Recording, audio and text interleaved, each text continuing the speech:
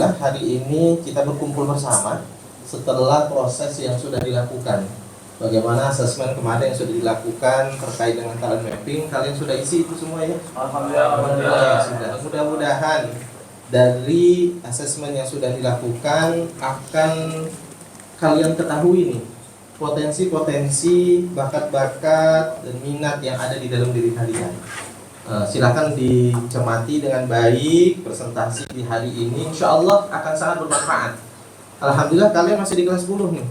Ada yang kelas 11, kelas 12 pagi ini? Tidak ada ya? Kelas 11 dan kelas 12 satu dua orang. Kelas 12 nanti Zoom nyusul. Oh Zoom, baik. Ini kelas 10 semua ya. Silakan kalian simak dengan baik dan kalian cermati potensi-potensi yang ada di dalam diri kalian, sehingga betul-betul kalian bisa mengoptimalkan potensi yang kalian miliki, bakat yang kalian miliki, sehingga nanti ini akan mendukung juga kesuksesan masa depan kalian nanti di masa yang akan datang. Ini alhamdulillah nih bahwa di Sinan Cendekia itu kalian difasilitasi untuk mengikuti talent mapping ini, karena di sekolah lain itu tidak ada nih. Ya, di sekolah lain itu tidak ada. Tapi kalau di Sinan Cendekia untuk bisa mengetahui, memetakan potensi-potensi setiap siswa yang ada, salah satu yang dilakukan itu adalah dengan talent mapping ini. Mudah-mudahan dari asesmen yang dilakukan dari talent mapping ini, insya Allah kalian akan lebih mengetahui diri kalian, akan lebih mengetahui bakat yang kalian miliki, sehingga nanti ke depan apa yang akan kalian lakukan terutama adalah terkait dengan masa depan kalian mau jadi apa dengan memanfaatkan bakat-bakat yang sudah kalian ketahui dari awal ini. Itu saja mungkin yang dapat saya sampaikan dengan mengucapkan Bismillahirrahmanirrahim. Konsultasi talent mapping di kesempatan hari ini pada tanggal 25 September 2024 resmi dibuka.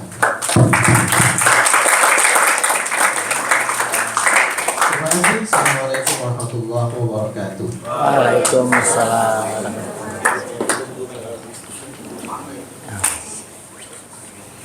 Alhamdulillah. Oh, bentuknya.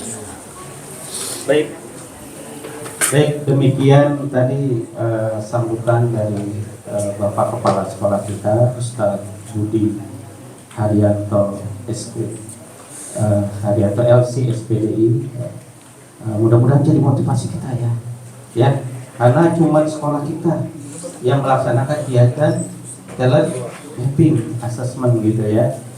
Jadi kalian lebih dekat banget dengan karir yang sesuai dengan kondisi diri kita, sesuai bakat kita, sesuai kecerdasan kita, sesuai potensi kita gitu ya. Nah, panjang lebarnya terkait talent mapping assessment ini akan disampaikan oleh Pak Jaka ya, yang sudah hadir di hadapan kita. Langsung saja kepada Pak Jaka, dipersilakan. Terima kasih.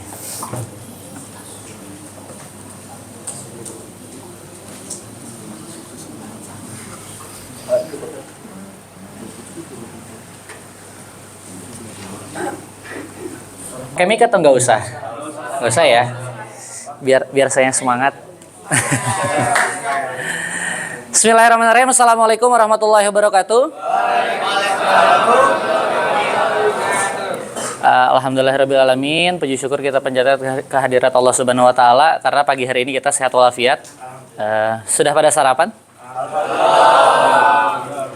Udah belum? Nah ya. Tapi masih pada nyender nih, udah sarapan. Jangan nyender dong. Tunjukkan semangatnya. Tapi kelihatan nggak yang sebelah sini? Munduran dikit deh. Daripada lehernya sakit. Ya. Miring ke sini boleh tapi jangan nyender. Miring ke sini boleh biar nggak sakit leher tapi jangan nyender. Oke. Salawat serta salam kita sampaikan kepada Rasulullah Muhammad SAW, teladan kita, dan mudah-mudahan kita mendapat syafaatnya sebagai umatnya ya. Amin ya Allah Rabbal Alamin. Teman-teman, hari ini alhamdulillah kami datang lagi ketemu adik-adik ya. Tahun lalu ketemu ke kelas teman-teman, sekarang ketemu adik-adik semua. Dan alhamdulillah seperti yang tadi disampaikan, teman-teman dapat kesempatan baik untuk mengenal diri dengan talent mapping. Di mana ya sebenarnya sebagian besar sekolah lain tuh nggak banyak memfasilitasi ini. Nggak banyak sekolah yang mau memfasilitasi siswa-siswanya untuk mengenal diri. Kenapa penting sih mengenal diri? Agar tahu tujuan. Betul, agar tahu. Apalagi kenapa penting mengenal diri? Agar apa? Menentukan karir. Betul, menentukan karir yang cocok gitu ya dengan diri kita gimana. Baik. Sebelum lebih jauh, perkenalkan dulu, nama saya Jakaria Sakti, biasa dipanggil Jaka. Saya lulusan Teknik Elektro ITB, tapi saya salah jurusan. Alhamdulillah tetap lulus sebagai sarjana Teknik Elektro, tapi setelah itu saya bingung, saya mau berkarir sebagai apa. Nah, saya berdoa mudah-mudahan teman-teman gak salah jurusan. Karena rasanya salah jurusan tuh gak enak. Belajarnya gak enjoy, kuliahnya gak semangat, dan akhirnya nilainya, prestasi akademiknya biasa aja. Yang lebih ngeri teman-teman ya, terkait salah jurusan, ya udahlah nanti saya kerja atau berkarir aja sesuai dengan jurusan saya, terus kita terjebak di pekerjaan yang salah seumur hidup sampai pensiun. Mau nggak? Senin sampai Jumatnya menderita. Makanya buat para pekerja ya, slogan-slogannya gitu ya. I hate Monday, thank God it's Friday. Jadi ketemu Senin stres, ketemu Jumat bahagianya luar biasa. Itu karena Senin sampai Jumatnya terkuras. Senin sampai Jumatnya tuh kayak penjara gitu. Mau nggak punya kerjaan yang seperti itu? Carilah pekerjaan yang Senin sampai Jumatnya teman-teman bahagia. Carilah pekerjaan yang Senin sampai Jumatnya justru energi kita mengalir terus gitu. Mau nggak? Kuncinya mengenal diri. Kuncinya kenal diri, kemudian cari peran yang sesuai dengan diri kita. Sehingga kerjaannya itu memang enjoy dan energinya besar. Gitu ya. Nah, talent mapping membantu teman-teman mengenali diri itu. Sudah baca hasil asesmennya? Nah, terus dari hasilnya gimana? Cukup menggambarkan diri teman-teman? Saya gitu nggak sebenarnya gitu. Kalau ternyata ada sebagian yang sudah, oh iya, ini gue banget, tapi sebagian kayaknya ini bukan gue deh. Fokus ke yang terkonfirmasi itu kita, ya. Fokus ke yang, oh ini udah gue. Fokus aja ke situ dulu, dan ya udah cari karir yang sesuai dengan itu, gitu ya. Itu pendahuluan dulu lah, gitu. Nah sekarang kita lihat lebih jauh. Kenapa sih merencanakan karir sesuai dengan diri kita tuh penting? Terus dengan talent mapping kita mulainya seperti apa? Nah ini faktanya teman-teman, memang penelitiannya sudah agak lama. Saya termasuk dari 87% ini. Alhamdulillah bersyukur bisa masuk Elektro ITB, tapi ya ternyata iya. Dan sebagus-bagusnya kampusnya, kalau ternyata ujungnya kita nggak berprestasi, bahkan tidak sedikit yang DO, buat apa? Gitu ya. Dulu sebenarnya ketika saya mau kuliah, saya tuh mau masuknya SBM ITB. Sekolah Bisnis Manajemennya ITB. Zaman saya itu baru pertama kali dibuka dan nggak ada di UTBK. Dulu zaman saya namanya SPMB. Jadi kalau mau masuk harus ujian mandiri. Nah, orang tua saya nggak sanggup bayarnya. Dulu bayarnya lumayan. Sampai sekarang juga mungkin SBM ITB lumayan. Jadi ternyata saya sebenarnya lebih senang manajemen tuh ngelola orang lah, ngelola bisnis, ngelola usaha dan seterusnya. Nah, cuma ya dulu akhirnya karena teman-teman saya banyak yang masuk ITB, ya udah saya terpengaruh lingkungan. Nah, itu kesalahan pertama yang sering terjadi. Lebih dengerin kata lingkungan dibanding tahu kita tuh sebenarnya kayak gimana. Itu kesalahan saya dulu dan mudah-mudahan teman-teman nggak mengulangi ya. Tentu saran orang tua penting didengar, teman-teman, kakak kelas penting didengar, tapi kita sendiri tahu nggak? Kita tuh senangnya apa, enjoy-nya apa, nggak enjoy-nya apa. Mudah-mudahan sudah tahu dan saya mudah-mudahan membantu. Gitu ya. Jadi jangan sampai masuk ke sini ya. Gitu. Pada akhirnya 87% tadi ketika bekerja akhirnya kena masalah ini. Pernah dengar burnout? Pernah ya? Sekarang lagi makin ngetren ya. Kelelahan mental, masalah mental. Di para pekerja ini terjadi karena apa? Ya tadi, kenapa? Nggak cocok, stres di pekerjaan. Memang stres di pekerjaan nggak cuma masalah nggak cocok ya. Bisa jadi karena atasan, lingkungan. Tapi ya sebagian juga karena yang dikerjain menguras energi. Nah, bisa nggak kita cari karir yang justru semakin dikerjain menambah energi? Makin semangat. Harusnya bisa. Nah, jangan sampai ini terjadi ke teman-teman. Nah, kenapa sih salah jurusan terjadi? Sampai sekarang. Sampai sekarang ini masih terjadi. Pak, kan sekarang kita lebih bisa akses internet. Kita bisa cari tahu semua profesi yang kita mau. Kita kan bisa tahu, oh kerjaan ini, kerjaan ini. Saya bisa lihat di YouTube, saya bisa lihat di internet. Cari referensinya sekarang lebih mudah. Tapi yang selama ini belum dibantu setiap siswa adalah kenal dirinya dulu. Nah, di Senar sendiri, alhamdulillah ya, teman-teman dibantu kenal diri dulu. Jadi punya kompas, punya panduan. Ya, teman-teman lagi pakai baju pramuka ya. Pernah camping nggak? Nah, camping ke hutan, ya, punya kompas itu penting untuk tahu arah kita gitu. Nah, salah jurusan terjadi bukan berarti kita nggak tahu referensi pekerjaan. Teman-teman pasti mudah nyari ya, tinggal search aja. Graphic designer, UI UX designer, game developer, gampang nyarinya. Tapi itu cocok nggak buat teman-teman? Belum tentu.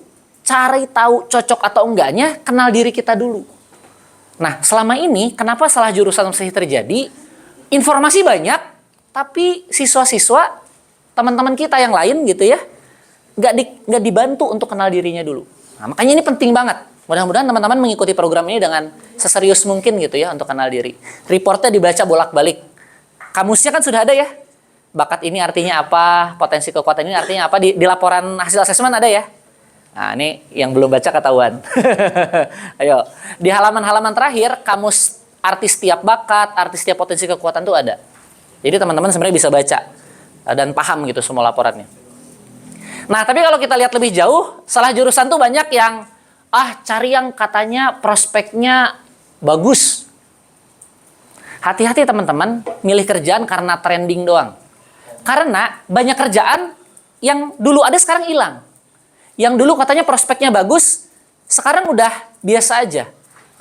Jadi hati-hati sekadar ikut trending, ikut tren gitu. Oh, sekarang katanya software engineer gajinya gede. Tapi ya kalau jadi software engineer-nya nggak bagus kerjaannya, nggak akan direkrut orang, nggak akan di-hire. Saya kerja di beberapa perusahaan terakhir itu di startup teknologi. Saya sering ketemu software engineer. Software engineer yang bagus ada banget, yang kalau coding tuh happy banget. Tapi software engineer yang hilang-hilangan, banyak izinnya tuh juga banyak. Nah, jadi hati-hati tuh. Sekedar ngikutin tren. Pada akhirnya, apapun profesi teman-teman, kalau kinerjanya bagus, akan menghasilkan. Gitu ya. Jadi hati-hati sekedar karena prospek. Gitu ya. Termasuk, jadi dokter kan keren, gajinya juga besar gitu ya. Tapi ada nggak dokter yang bahkan malpraktek? Ada. Ada nggak dokter yang kemudian nggak jadi dokter lagi? Ada juga. Gitu. Kemarin dengar cerita ada calon dokter, bahkan sudah dokter ya, sedang spesialis bunuh diri di Semarang, korban pembulian. Nah, itu ya. Memang bukan masalah profesi dokternya ya, tapi ketika kita tidak punya kesiapan dan kecocokan dengan perannya, hal-hal seperti itu bisa terjadi. Nah, jadi hati-hati hanya sekedar ngelihat ini profesinya martabat harkatnya lebih tinggi. Sebenarnya teman-teman yang menentukan martabat atau harkat profesi itu adalah hasil kerja kita. Gitu ya. Dokter tapi ternyata hasil kerjanya nggak bagus, harkat martabatnya juga rendah. Gitu. Insinyur kalau pekerjaan yang nggak bagus, pekerjaan apapun ketika kinerja kita unggul dan konsisten, harkat martabatnya di mata masyarakat akan bagus. Gitu ya. Jadi hati-hati itu. Kita mengkastakan pekerjaan karena itu katanya lebih keren daripada yang itu. Gitu ya. Ya selama halal dan kita bisa unggul di sana, orang akan nyari. Gitu ya, profesi kita. Nah, kemudian ya fokus pada, ada yang gini ya, karena orang tua profesinya itu, saya ikut aja. Atau orang tua minta kita ngikutin beliau. Tentu boleh kita pertimbangkan. Kalau ternyata cocok nggak apa-apa. Orang tua kita dokter, ternyata kita juga senang tuh ngelihat orang tua kita ngerjain kerjaan-kerjaan dokter. Kita, oh kayaknya saya senang deh. Kayaknya saya cocok deh bakat-bakat saya. Boleh aja. Nah cuma hati-hati, belum tentu semua yang orang tua kita jalankan itu juga cocok kita jalankan. Pastikan kita kenal diri kita dan ngelihat cocok atau enggak. Ada juga yang faktor teman ya. Nah, saya faktor teman. Orang tua saya nggak maksa saya harus masuk teknik elektro, tapi saya ngelihat teman-teman. Ya udah ikut teman aja. Nah, hati-hati juga. Jangan sampai kita akhirnya nanti menjalani hidup teman kita gitu ya. Ternyata kita nggak enjoy. Dianya sih enjoy, kitanya enggak gitu. Terus, nah ada yang milih jurusan karena sekedar menghindari matematika. Atau menghindari pelajaran tertentu, hati-hati juga gitu. Dan seterusnya. Nah, ada yang sekedar ya udahlah yang penting masuk kampusnya. Ini yang penting ini. Nah, hati-hati sekedar pengen label kampusnya aja. Banyak yang kejeblos tuh.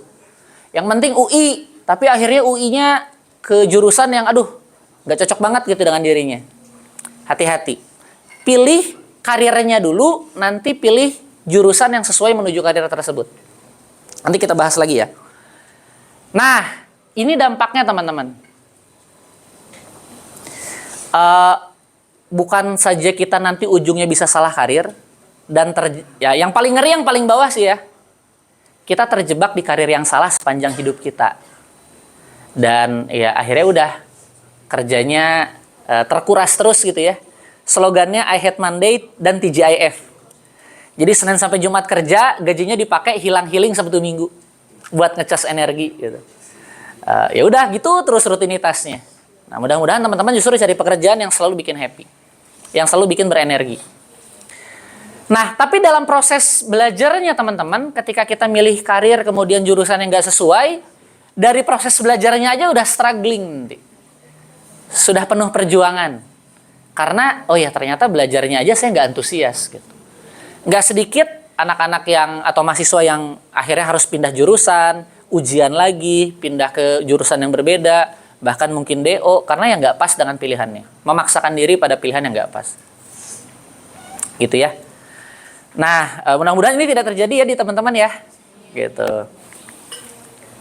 Nah, lebih jauh lagi ya, sebenarnya teman-teman ketika salah memilih karir, salah memilih nanti jurusan yang dituju, akan berdampak juga di masa sekolah sekarang gitu. Sekolahnya juga tidak termotivasi. Sekarang sebentar lagi memilih mata pelajaran ya, milih paket mata pelajaran kan. Idealnya kita milih paket mata pelajaran sesuai karir dan jurusan yang dituju. Karirnya kemana, jurusannya apa, untuk jurusan itu paket mata pelajaran yang saya pilih apa. Gitu. Nah jadi jangan sampai juga salah dalam proses belajarnya. Bahkan di sini ada yang mau masuk Akmil atau Akpol nggak ya? Nah iya. Teman-teman, ada banyak profesi dan jurusan yang nggak cukup nyiapin akademik. Kalau Akmil sama Akpol, termasuk sekolah kedinasan lain, selain nyiapin akademik, butuh nyiapin fisik juga. Harus ada latihan fisik, kesamaptaan, kalau bisa ada guru fisiknya gitu ya, untuk nyiapin kondisi fisik, karena ada tes fisiknya. Di sini ada yang mau jadi pebisnis nggak? Entrepreneur. Nah, teman-teman yang mau jadi entrepreneur, sebenarnya cara terbaik buat nyiapin diri adalah dari sekarang nyoba bisnis dan jualan. Mau nyoba ikut di bisnis orang tua, mau coba jualan di sekolah ke teman-teman barang yang teman-teman bisa jual. Tapi persiapan yang non-akademik ini juga sama pentingnya. Gitu ya. Cobain aja dulu karirnya dari sekarang dengan bentuk yang lebih sederhana. Jadi persiapan akademik penting, non-akademik juga kalau bisa disiapin. Oke, lanjut nggak nih? Lanjut ya. Biar kita bisa langsung masuk nanti ke sesi kelompok. Nah terus gimana Pak, gimana cara kita merencanakan karir yang sesuai dengan diri kita? Nah saya mau ngajak dulu dunia karir tuh gimana sih? Teman-teman, kalau di sekolah dan nanti kita di kampus, kita ketemu yang namanya ujian ya. Ada UTS, ada UAS gitu ya. Ternyata di karir juga kita ada ujian atau evaluasinya. Dalam bekerja, kita juga dievaluasi kinerjanya. Walaupun bukan dengan jawab soal ya. Kalau di kerjaan, kita dievaluasi kerjanya bukan jawab soal. Tapi setiap minimal setahun sekali atau 6 bulan sekali, kita tuh dievaluasi kerjaan kita selama 6 bulan gimana. Nah, ini contoh penilaiannya nih. Di kerjaan, biasanya ada 5 skala penilaian, bukan 0 sampai 100 ya. Atau 1 sampai 10, tapi 1 sampai 5 biasanya. Poor, jelek, need improvement, butuh perbaikan, meet expectation, sesuai ekspektasi, exceed expectation, di atas rata-rata atau di atas ekspektasi, sama excellent atau superb. Unggul sekali gitu ya. Nah, saya ngambil penilaian 3, 4, dan 5. Teman-teman perhatikan deh. Dari yang meet expectation aja, yang kategori evaluasi kinerjanya cukup, kita diharapkan menunjukkan kinerja yang sesuai dengan tugas-tugas kita, target kerja dengan konsisten. Kalau mau penilaian lebih tinggi, kita harus bisa jauh di atas ekspektasi dengan konsisten. Dan kalau mau dapat penilaian tertinggi, kita harus 2-3 kali lipat di atas rata-rata dengan konsisten. Kebanyakan orang di pekerjaan ya cuma ada di sini.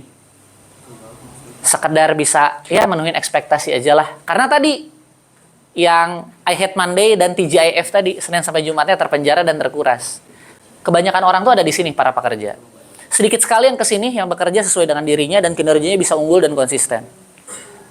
Nah, inilah teman-teman yang membedakan dunia karir dengan dunia sekolah dan kampus nanti.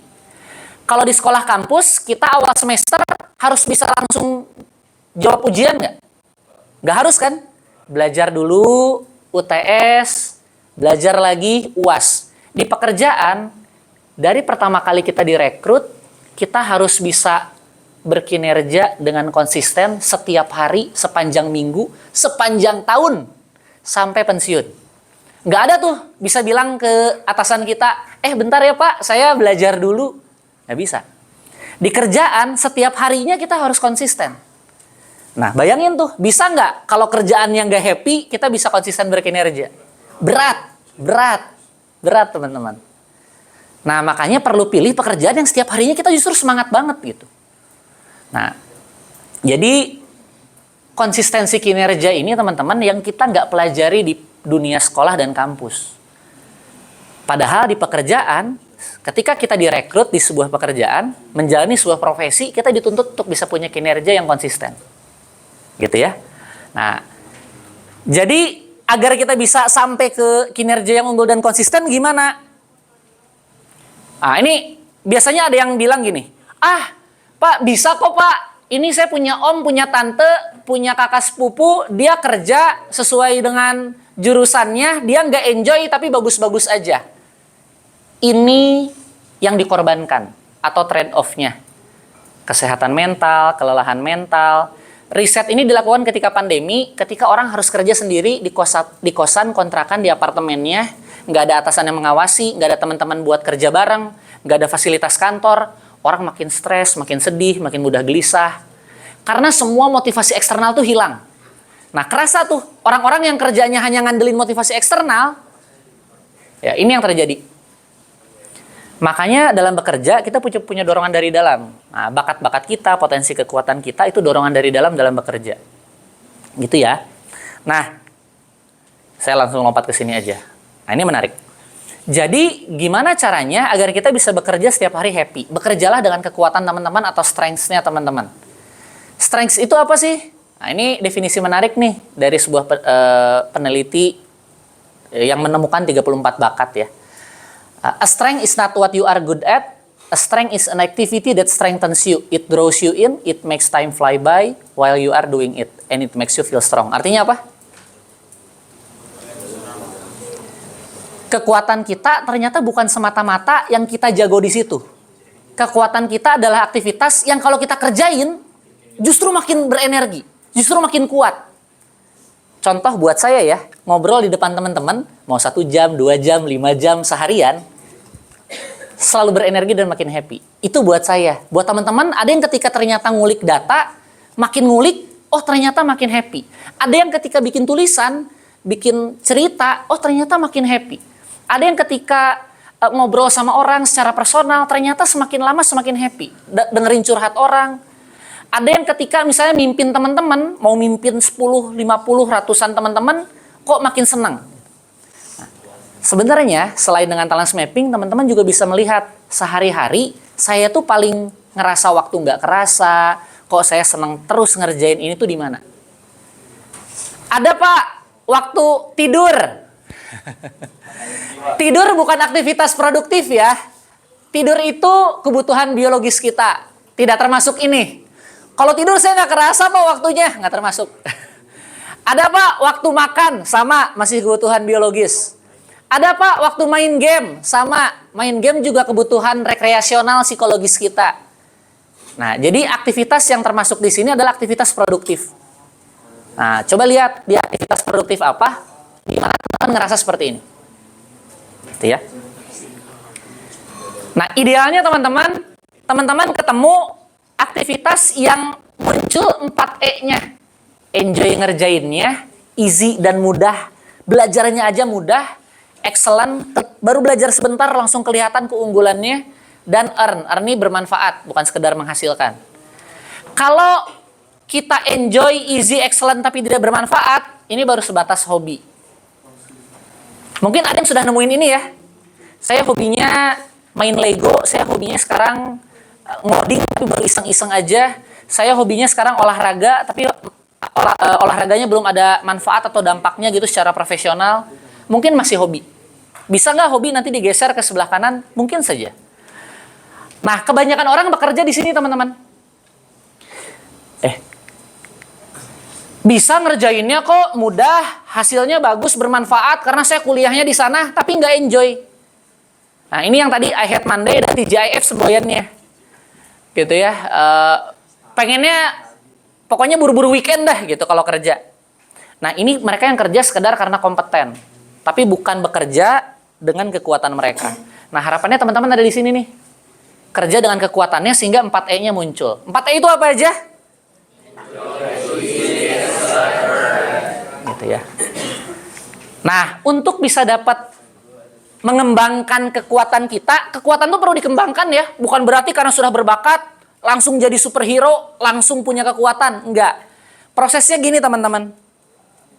Prosesnya kita harus mengembangkan knowledge, skill, pengetahuan, keterampilan, sama attitude ya. Akhlak, adab, etika, kematangan, kedewasaan, yang sesuai dengan bakat kita. Nah, ini kuncinya. TASK. Task.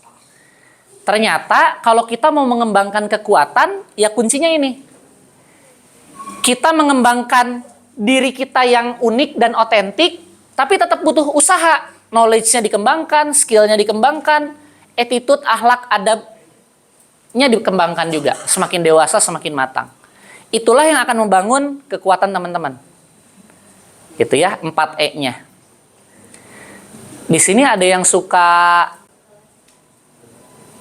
ngulik data dan angka, atau gampangnya lah, siapa yang suka matematika? Siapa yang suka matematika? Kemungkinan ini suka matematikanya bukan karena gurunya ya, tapi memang senang matematikanya. Ada, boleh turun. Bisa jadi teman-teman yang senang matematika punya bakat analytical. Coba dicek, di 14 teratas ada bakat analytical nggak? Nah, bakat analytical, orangnya analitis, logis, detail, senang data dan angka gitu ya. Nah, pertanyaannya, teman-teman, yang sudah punya bakat analytical, kira-kira bisa bangun kekuatan apa? Tergantung, teman-teman mau analyticalnya ini ditambah knowledge dan skill apa? Analytical ditambah dengan skill programming, bisa jadi programmer. Analytical ditambah dengan skill kedokteran, jadi dokter yang mendiagnosa masalah pasien.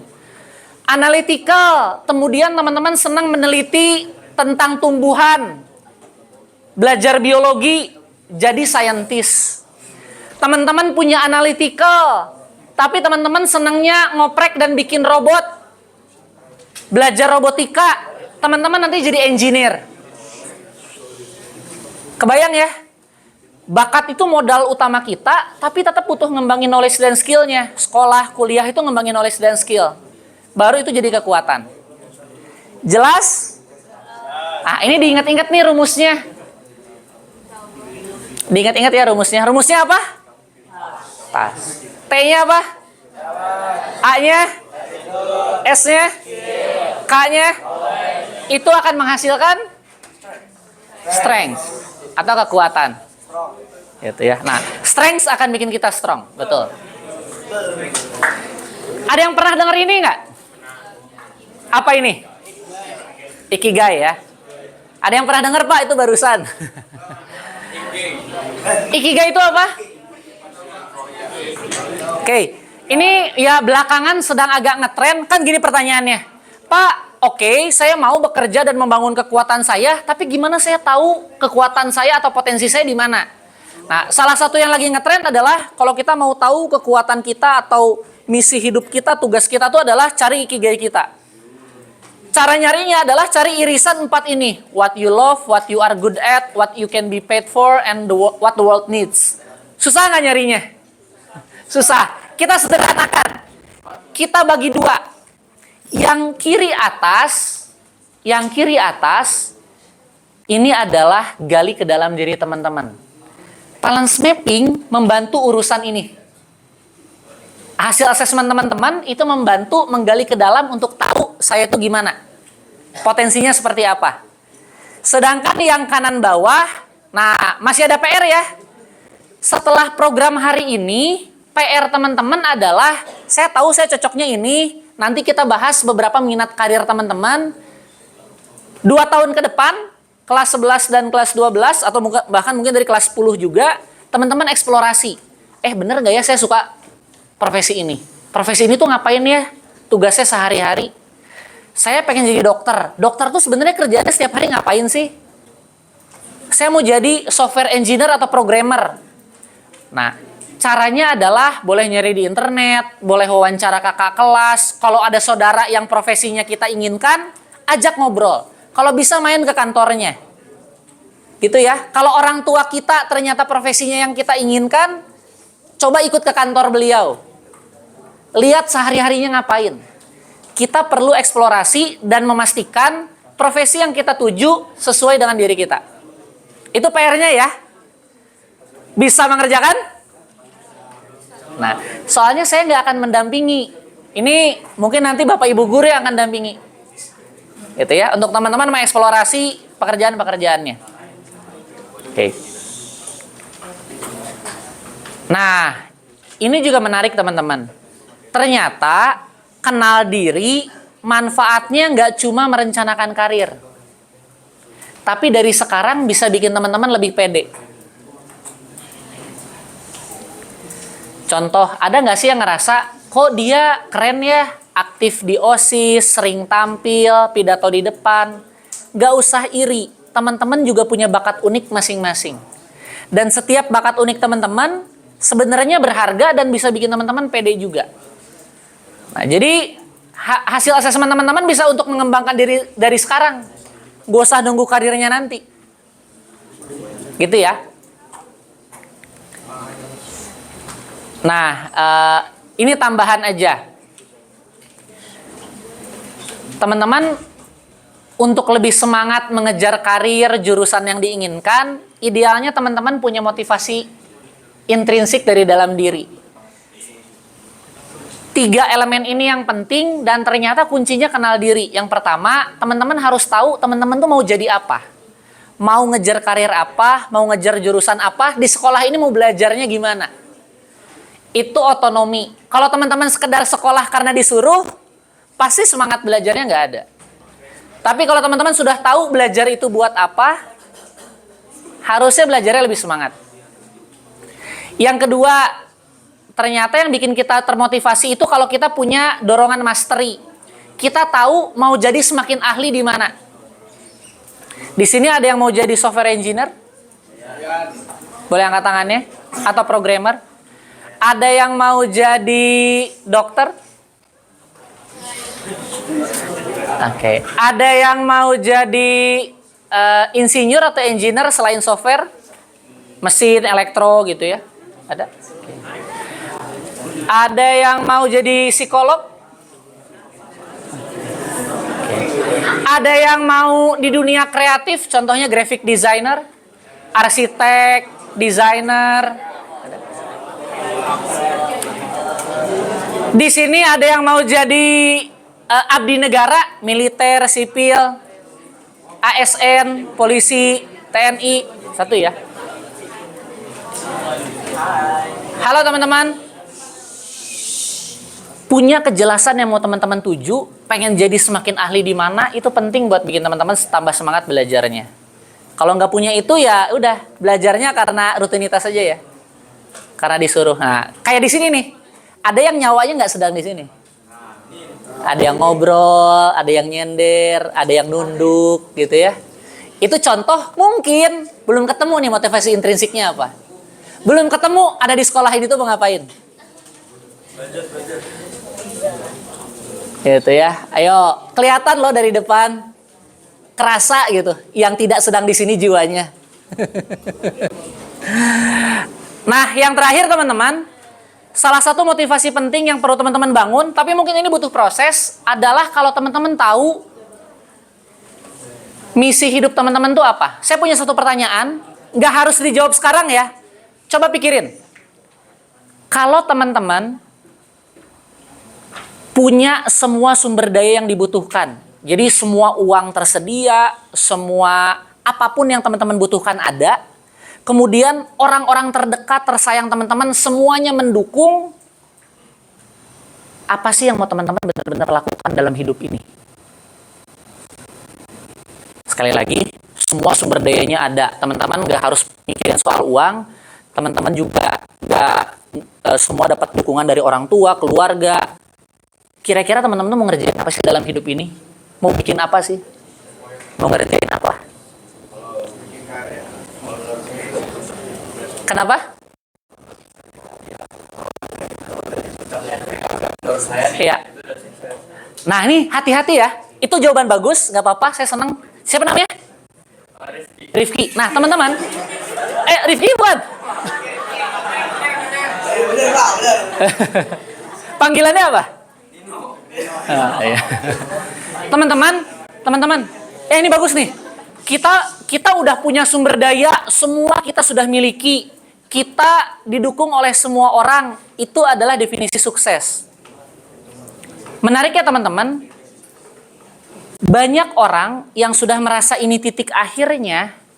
Contohnya beberapa artis global itu tuh mengakhiri hidupnya karena akhirnya nggak punya artinya lagi hidupnya dia. Nah jadi hati-hati itu ketika merasa bahwa titik akhir kita adalah ketika kita sudah punya semuanya. Betul, karena sudah ngerasa nggak punya tujuan hidup lagi. Maksudnya purpose justru alasan teman-teman hidup. Mau ngapain sih? Pertanyaan saya tadi tuh gitu. Teman-teman sudah punya semuanya, semua orang mendukung, teman-teman mau ngapain di hidup ini? Tinggal nunggu mati? Enggak kan? Mau ngapain? Mau ninggalin warisan apa di dunia ini? Teman-teman mau dikenal sebagai orang yang melakukan hal besar apa? Nggak usah dijawab sekarang, dipikirin ya, pelan-pelan. Gitu. Untuk menemukan yang di sini. Gitu. Nah, ini slide paling penting. Teman-teman, dengan talent mapping, proses merencanakan karir dan jurusan kita agak berbeda. Nggak langsung lompat ke jurusan, nggak langsung lompat ke pilihan mata pelajaran. Enggak. Mulainya dari kenal diri teman-teman dulu. Ini dibantu oleh TM. Setelah itu, teman-teman coba eksplorasi tadi ya. Saya tuh minatnya di bidang-bidang pekerjaan apa yang sesuai dengan bakat saya. Baru menentukan dulu karir atau profesinya. Nah, selama ini kita fokusnya langsung ke jurusan kan? Padahal satu jurusan tuh perannya bisa banyak. Nah, jadi tentukan dulu profesi atau perannya. Setelah itu baru tarik mundur. Saya mau jadi akuntan, saya mau jadi aktuaria, saya mau jadi psikolog, saya mau jadi dokter, saya mau jadi anggota TNI. Kalau saya mau ke sana, belajarnya di mana? Baru kita milih jalur pendidikan atau jurusan yang mau kita ambil. Teman-teman, ini membuat strategi masuk perguruan tingginya, terutama perguruan tinggi negeri atau yang favorit, jadi lebih strategis. Biasanya tebar jala. Yang penting UI, ya udah nanti masuk pilihan 1 yang tinggi, pilihan kedua yang berikutnya pilihan 3. Kalau ada pilihan 3, ya yang grade-nya paling rendah. Yang penting UI-nya. Akhirnya kejeblos tuh. Banyak orang sering kejeblos. Tapi dengan ini, teman-teman lebih strategis milihnya. Saya tahu saya mau jadi akuntan. Oke, pilihan pertama saya akuntansi UI. Tapi pilihan kedua yang lebih realistis, tapi tetap akuntansi. Cari akuntansi yang grade-nya di bawah UI. Sehingga peluang masuk perguruan tinggi negerinya lebih besar. Atau perguruan tinggi favoritnya lebih besar. Nah, baru kemudian ya mau jurusannya jelas, mau di kampus mana, kira-kira ada alternatif nggak? Aduh, saya ternyata belum keterima nih di PTN tahun ini. Ada nggak ya jalur belajar yang lain? Baru setelah itu nyiapin kemampuan akademiknya. Teman-teman yang mau jadi dokter, walaupun bakatnya cocok, secara akademik perlu siap-siap ya. Jadi dokter itu masuknya susah, proses belajarnya panjang. Jadi jangan sekedar karena bakatnya cocok, terus ya udah leha-leha nggak mau nyiapin diri.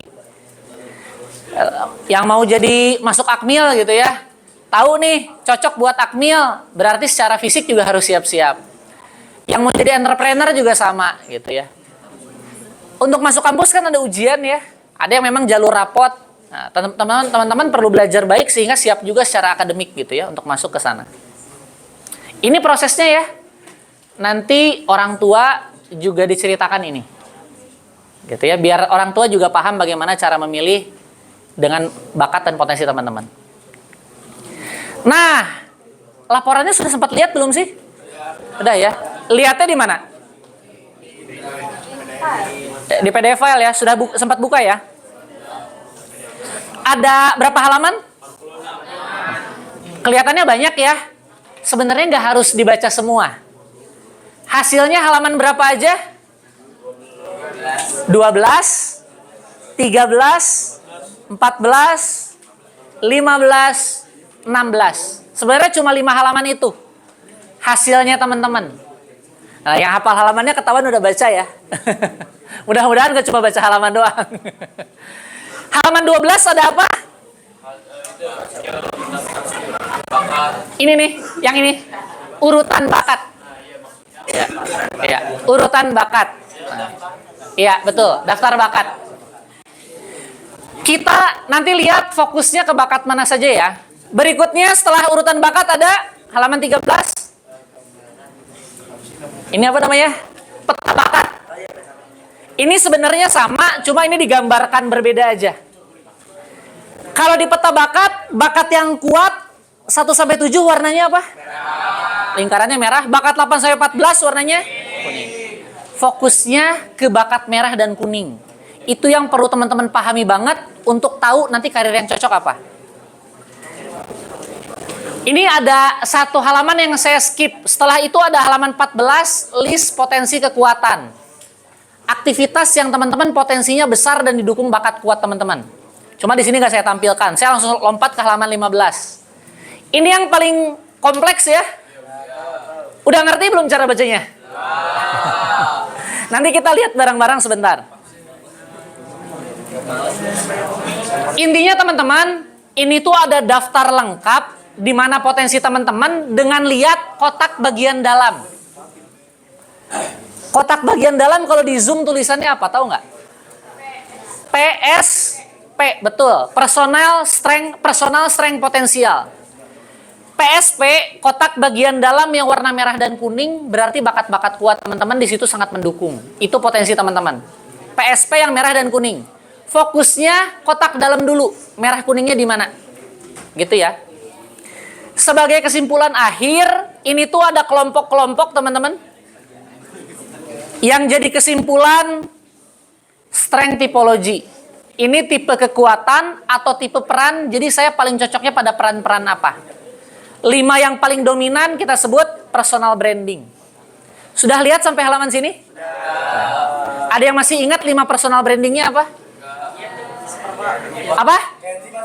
Ada yang masih ingat salah satu dari personal brandingnya yang 5? Apa? Hah? Yang ada di hasil masing-masing. Ada yang ingat? Bukan, relator bakat. Tipe kekuatan nih, tipe peran. Arranger. Ada yang mungkin muncul arrangernya di sini. Ada lagi di personal branding. Bukan, itu adanya di sini. Oke, nanti kita lihat sama-sama ya. Lanjut nggak nih? Oke. Teman-teman, nah sekarang kita lihat lebih detail sebelum kita masuk ke konsultasi kelompok sebentar lagi. Nanti karena sesinya cukup rame ya, cukup banyak, bersepuluh, kita akan cukup terbatas waktunya buat bahas bakat satu-satu. Tapi saya nitip pesan ke teman-teman, tolong teman-teman sendiri yang melihat apa sih definisi dari 7 bakat pertama. Ini 7 bakat yang paling kuat, paling membentuk diri teman-teman. Dipahami banget 7 bakat teratasnya apa. Setiap orang unik, pasti beda-beda. Urutannya pasti beda-beda, walaupun ada bakat yang sama. Sama 7 yang kedua. Jadi berapa bakat yang perlu kita perhatikan dan pahami? 14. 14 bakat terkuat ini pahami betul untuk paham diri kita tuh gimana dan nanti karir yang cocok seperti apa. Dengan paham 14 teratas. Nah, teman-teman, masalahnya seringkali, pertanyaan saya dulu deh, kalau bagi rapot biasanya orang tua fokusnya ke nilai bagus atau nilai jelek?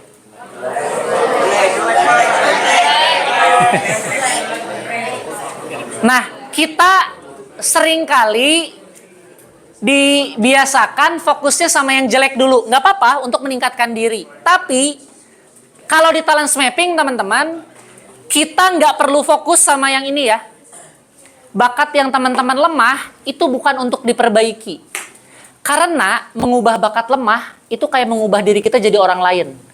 Painful, stressful, menguras energi. Karena ini tuh kan sifat-sifat kita ya. Sifat-sifat yang di sini berarti sifat yang nggak muncul aja dalam diri kita. Sifat yang dorongannya lemah. Jadi, terus diapain kalau nggak perlu diperbaiki? Kan nggak perlu diperbaiki nih. Terus diapain? Dibiarin aja. Bakat lemah cukup dipahami dan diantisipasi atau disiasati jika perlu. Jangan sampai mengganggu. Tapi fokus kita mengembangkan bakat kuat dengan knowledge, skill, attitude tadi. Ingat TASK, TAS tadi ya. Bakat-bakat inilah yang jadi fokus kita buat dikembangkan jadi karir. Jelas ya? Mau bahas definisinya satu-satu nggak? Kita harus ke kelompok jam berapa ya, Bu? Jam 9 ya? Jam 9, oke. Teman-teman, ini udah jelas ya? Fokusnya di berapa bakat teratas? 14. Baca bulak-balik sampai teman-teman paham definisi setiap bakat teman-teman. Terus coba refleksi ke dalam diri teman-teman. Saya tuh orangnya gimana ya sebenarnya dengan bakat-bakat ini? Dan butuhnya pekerjaan apa? Nah, ini gambaran lainnya. Tadi bakat kuat 1-7 warna lingkarannya apa di sini? Bakat 8-14 warnanya apa? Bakat yang tengah-tengah 15-20 itu putih, kemudian yang 14 terbawah abu-abu dan hitam. Hitam 7 terbawah. Fokus kita ke yang warnanya apa? Dan kuning, betul. Nah, bakat-bakat ini dibagi 4 kategori. Ada thinking talents, bakat-bakat terkait dorongan dan pola berpikir. Teman-teman yang banyak merah kuningnya di sini, pastikan cari karir yang banyak ngasih ruang berpikir. Sekali lagi, teman-teman yang bakat merah kuning kuatnya banyak di sini, 14 teratas, pastikan cari karir yang banyak ruang berpikirnya. Kalau banyaknya otak kanan, teman-teman lebih senang ruang kreasi, dunia yang kreatif. Contoh ya, engineering, teknologi, desain, dan seterusnya. Itu banyak inovasi dan kreativitasnya. Kalau teman-teman lebih banyak dorongan berpikir otak kirinya, analytical input learner, teman-teman lebih senang mikirin data, fakta, apa yang sudah terjadi. Nah, berarti teman-teman butuh ruang berpikir, tapi yang lebih analitis, detail, data, dan seterusnya. Scientist, peneliti, dokter, hal-hal yang sifatnya analitis adanya di sini. Engineer atau orang teknik juga perlu analitis selain kreativitas ya. Kecuali yang areanya desain atau arts banget. Itu ya otak kanan, gitu ya. Nah, tapi sekali lagi, teman-teman coba perhatikan, yang sebelah sini banyak merah dan kuningnya, teman-teman pasti butuh banget ruang berpikir yang luas di karirnya. Kalau kerjaannya cuma ngerjain administrasi, ketemu orang, nggak ada ruang berpikir, pasti stres dan draining. Pastikan ruang berpikirnya ada kalau di sininya banyak. Kalau yang di sininya mendung. Mendung tuh maksudnya apa? Banyak hitam dan abu-abunya. Bukan berarti nggak bisa mikir ya. Tapi dorongannya memang bukan banyak berpikir yang kompleks. Teman-teman yang di sini banyak lemah, sadari mungkin harus menghindari peran-peran yang setiap hari mikir kompleks dan tergantung ya. Kalau memang teman-teman nggak terlalu kreatif, ya jangan masuk ke dunia kreatif. Kalau teman-teman nggak terlalu suka analisa, data, dan seterusnya, jangan masuk area-area yang memang harus analisa setiap hari. Paham? Itu thinking talents. Striving talents. Striving talents ini kira-kira bakat yang terkait apa? Strive itu apa?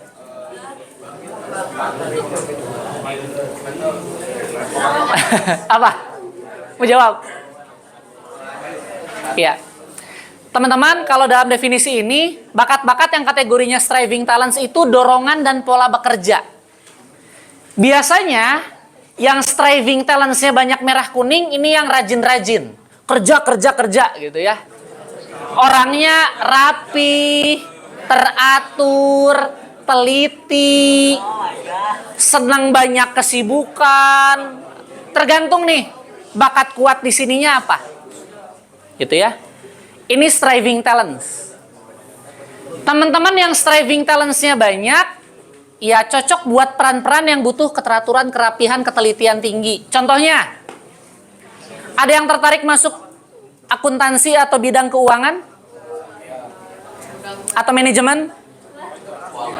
Finance, akuntansi, ada lah ya. Nah, ideali ngurus keuangan itu harus rapi dan teliti nggak? Ya. Ideali teman-teman di sininya perlu kuat. Tapi orang-orang yang melakukan penelitian, dokter yang harus diagnosa pasien dengan teliti dan cermat juga butuh beberapa bakat di sini. Tuh ya. Lanjut nih. Ini striving talents. Intinya, teman-teman yang striving talents kuat senang bekerja dengan ya mengeksekusi langsung lah gitu ya, sesuai dengan bakat-bakat kuatnya. Nanti dibahas lebih detail kalau sempat waktunya. Berikutnya, siapa yang banyak bakatnya di influencing talents? Oh iya, sorry. Kalau ada yang kayak gini nih, striving talentsnya banyak mendung, merah, hitam dan abu-abu, terus gimana? Hindari karir-karir yang memang harus teliti, rapih, teratur setiap hari. Yang harus, ya contoh ya, administrasi misalnya. Nah, ini butuh banyak striving talents. Berikutnya, influencing talent. Siapa yang banyak merah dan kuningnya di sini? Ada? Teman-teman yang influencing talentsnya banyak, senang mempengaruhi dan menggerakkan orang lain.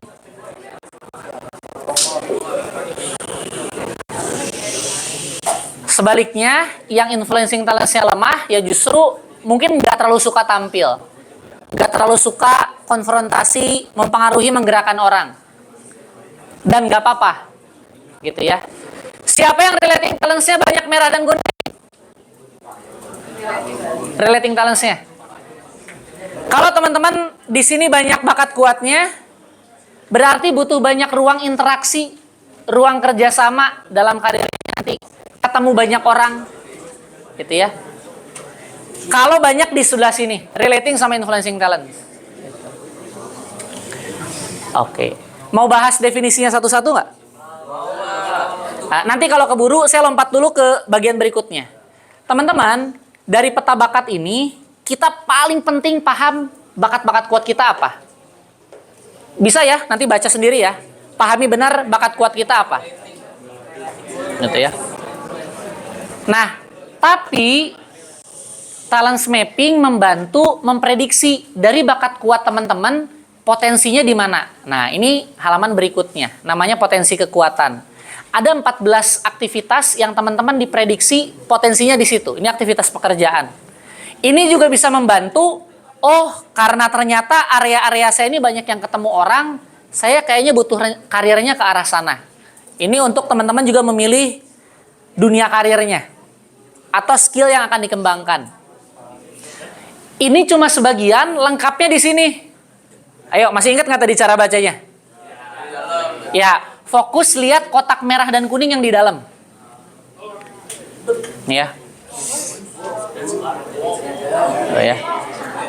Bagus ya, bagus ya, bagus ya. Baru lihat ya, baru lihat ya.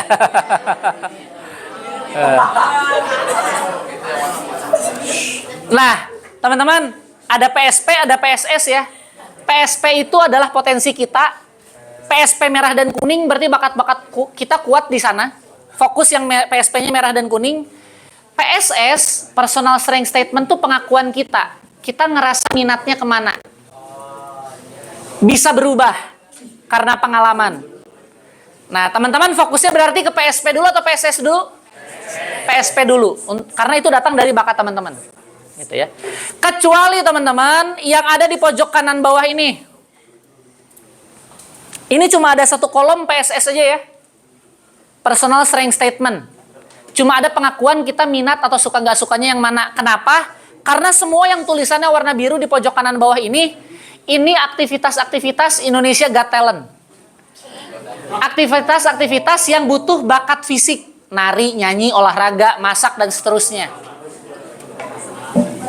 Nah, teman-teman, ini yang membuat kalau kita bicara bakat, biasanya kita ngebicarain yang ini doang kan? Bener nggak? Ah, saya sih nggak berbakat, soalnya saya nggak bisa nyanyi. Saya nggak berbakat karena saya nggak bisa nari. Saya nggak berbakat karena saya nggak bisa masak, dan seterusnya.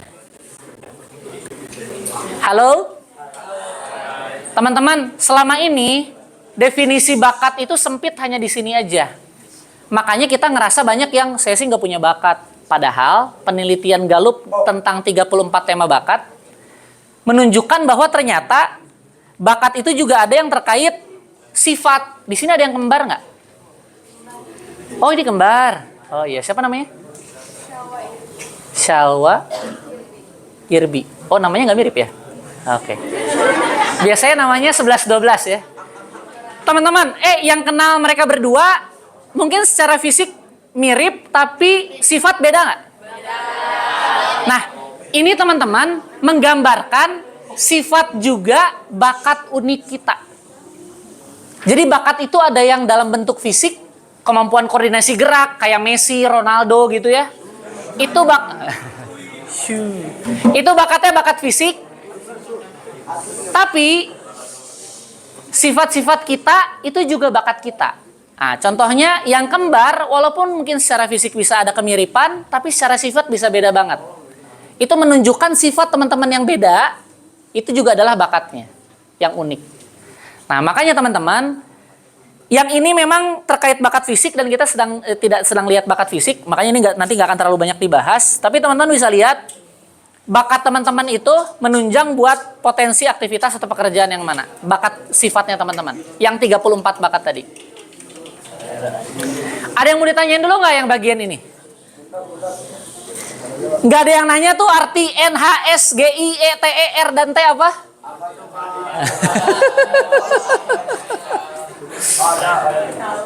Atau udah tahu?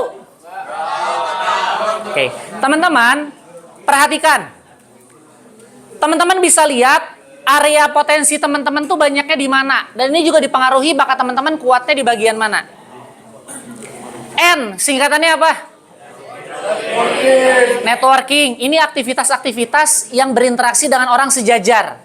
Ngajar, memotivasi, presentasi, menjalin hubungan, itu networking.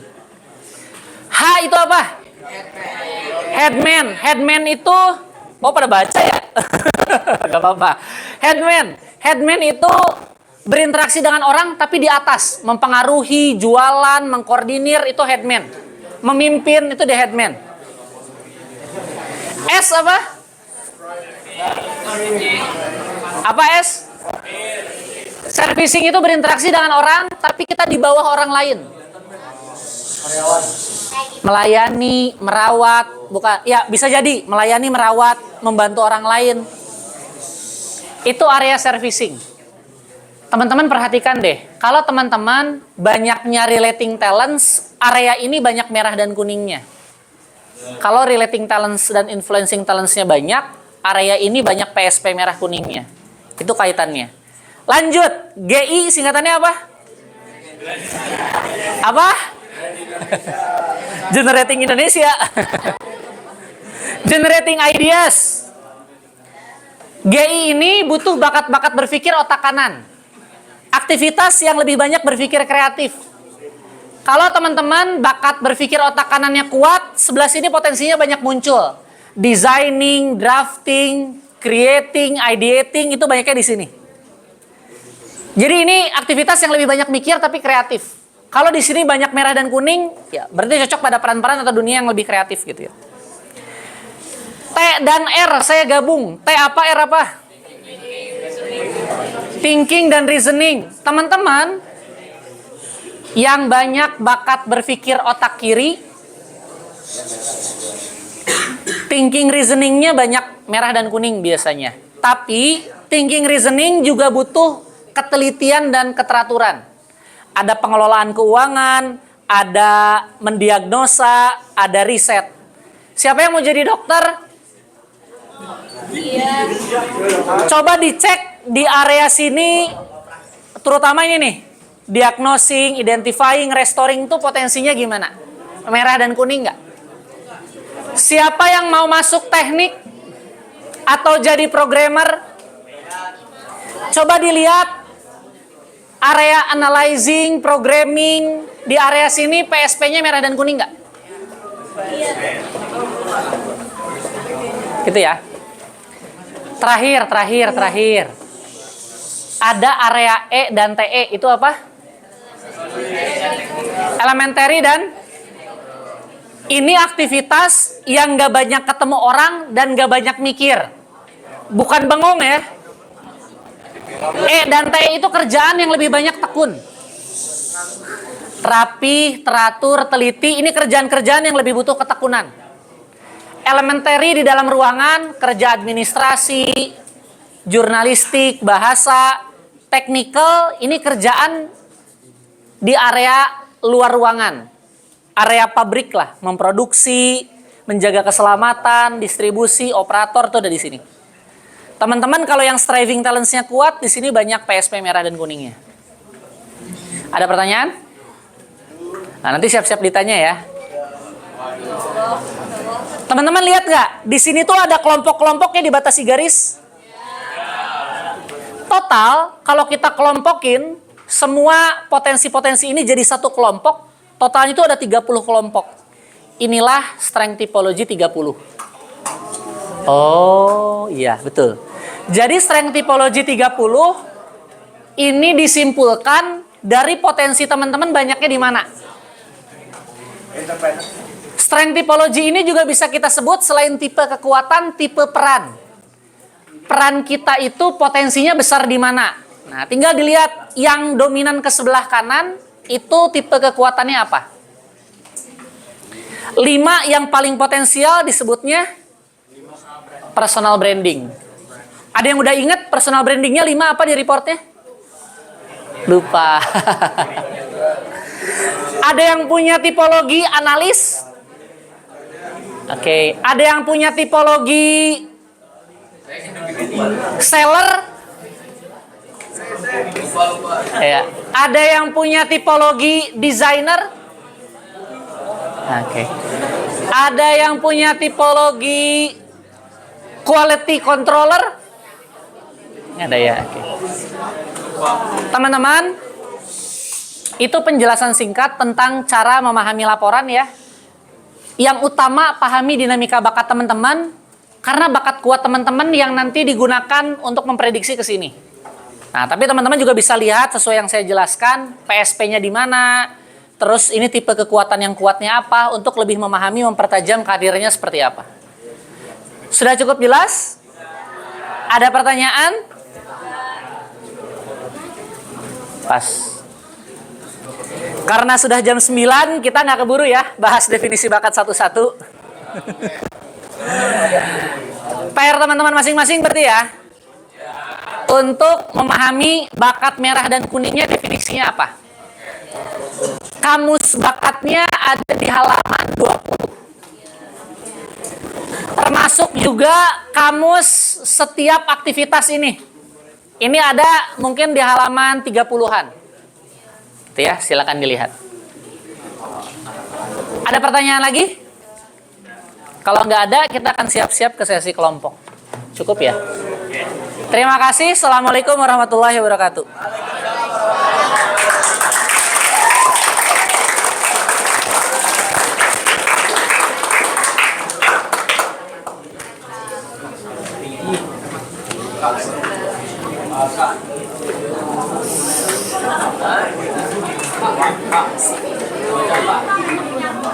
Oh ya, mau nanya, boleh.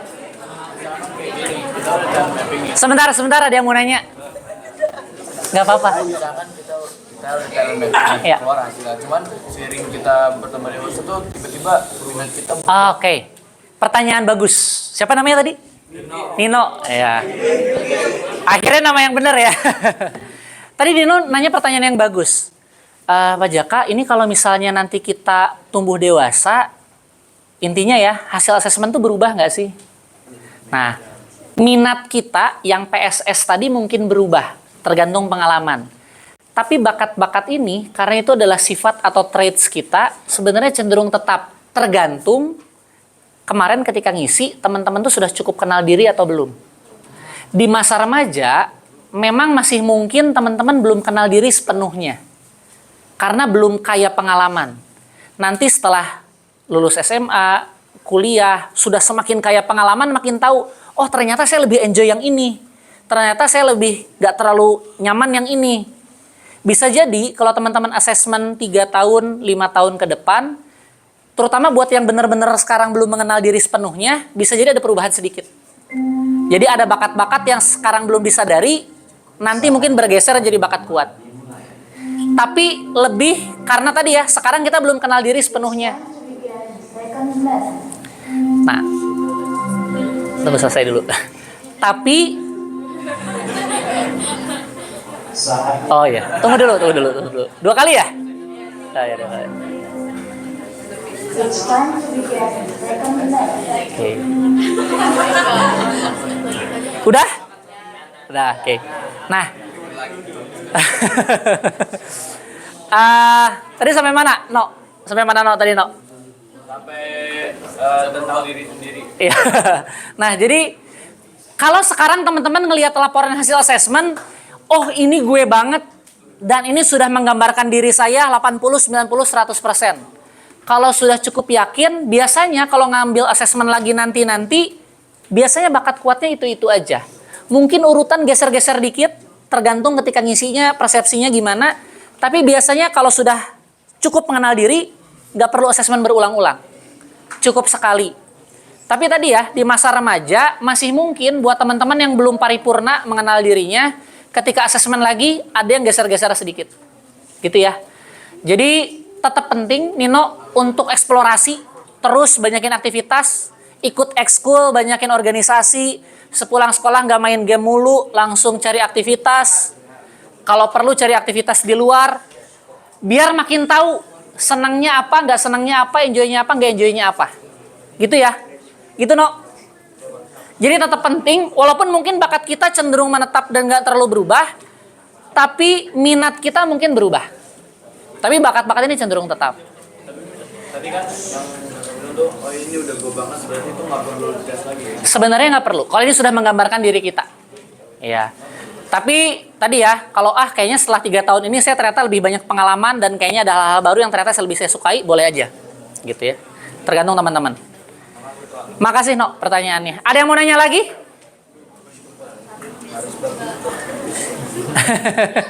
Bagus, pertanyaannya penting. Udah? Kalau udah, saya kembalikan Pak Usman. Silakan Pak.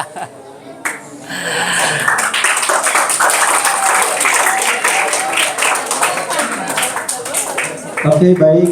Beri tepuk tangan lagi buat Pak Jaka.